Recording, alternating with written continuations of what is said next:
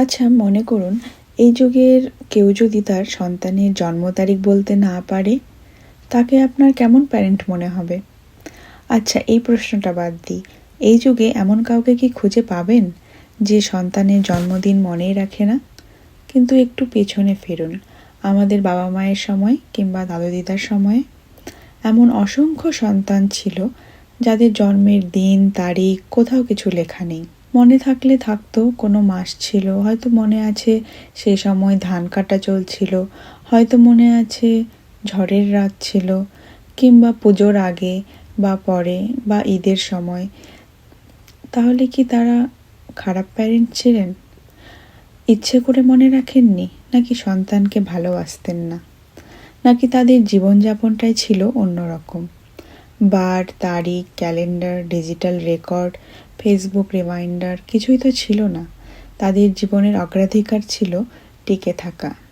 7-8টা সন্তানের মধ্যে কে বাঁচবে কে থাকবে না, এটাই ছিল বড় প্রশ্ন। শারীরিক সুস্থতাই ছিল সবচেয়ে বড় কাম্য বিষয়। সেই সময়ে জন্মদিন মনে রাখাই ছিল একটা বিলাসিতা, বেঁচে থাকাটাই ছিল উদযাপন। তারা ভুল করেননি, তারা তাদের সময় অনুযায়ী বেঁচেছেন। কিন্তু আপনি যদি এখন আপনার সন্তানের জন্মদিন ভুলে যান, কিংবা বলেন যে মোদির আমলে জন্ম, বা বললেন যে কোভিডের সেকেন্ড ওয়েভের সময় হয়েছিল, এটা কি হয়? হয় না। কেন হয় না? কারণ আপনি আপনার বাবা মায়ের যুগে বাস করেন না, আপনার সন্তানও আপনার যুগে বাস করবে না।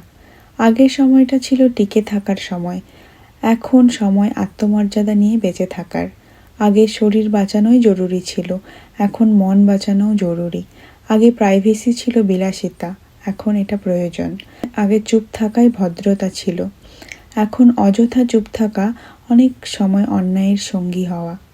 তাই আমাদের বাবা মা না শেখালেও আমরা আমাদের সন্তানদের শেখাবো নিজের শরীর নিজের। না বলাটা কোনো অসভ্যতা নয়, সৌজন্য বজায় রেখে ভিন্ন মত দেওয়া যায়। জাতি, ধর্ম, গায়ের রং বাদ দিয়েও কিন্তু সব মানুষই মানুষ। আপনি চাইলে নাও শেখাতে পারেন, বাচ্চা তবু বড় হবে। 1 থেকে 18 হবে, 18 থেকে 30 হবে। সময় থেমে থাকবে না, কিন্তু পৃথিবীও থেমে থাকবে না। ওর সাথে যারা বড় হবে তারা শিখবে কিভাবে কথা বলতে হয়, কিভাবে সীমা মানতে হয়, কিভাবে সম্মান দিতে হয়।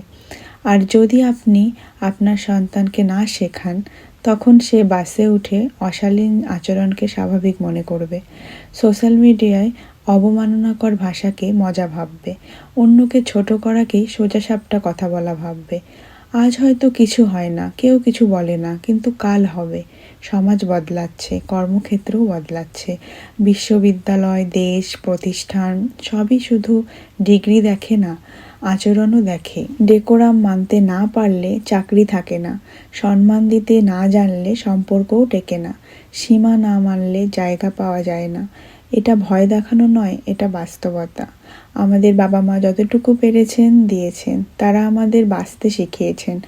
এখন আমাদের কাজ আমাদের সন্তানকে অবশ্যই নিরাপদ, সচেতন, মর্যাদাবান মানুষ হতে শেখানো। প্রজন্মের কাজ শুধু উত্তরাধিকার টিকিয়ে রাখা নয়, উত্তরাধিকারকে উন্নত করা।